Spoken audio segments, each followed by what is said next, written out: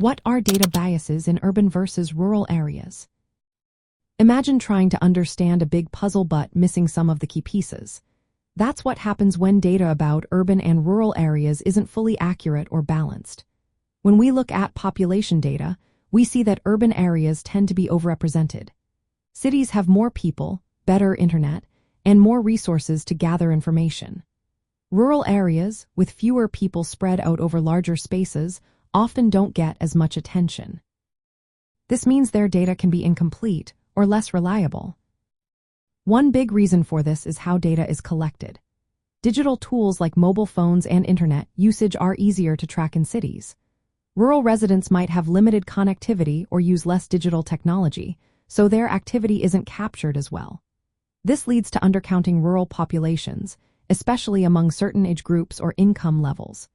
When data shows fewer rural residents, it can hide real differences in health, education, and economic status.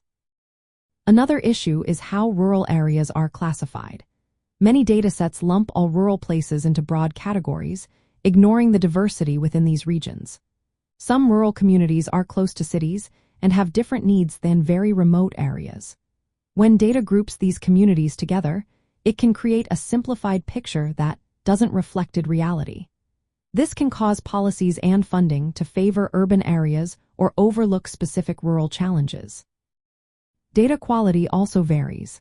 Smaller rural populations mean fewer samples for surveys or studies. This results in larger margins of error, making the data less precise. For example, health statistics in rural counties may be less reliable because fewer people are surveyed. This can lead to underreporting of health issues like diabetes or substance use disorders. Health data shows disparities because rural residents often have less access to doctors and health information. This can lead to underreporting of health problems in rural datasets. It also affects how resources are allocated. If rural needs are underestimated, funding for rural health or infrastructure might be too low. To fix these biases, we need better data collection methods for rural areas.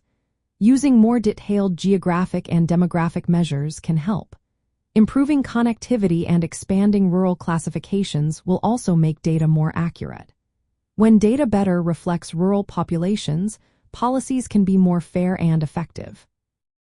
In short, data biases between urban and rural areas come from differences in population size, how data is collected, and how regions are classified.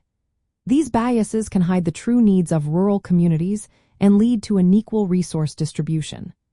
Recognizing and addressing these issues helps create a clearer picture of the entire country.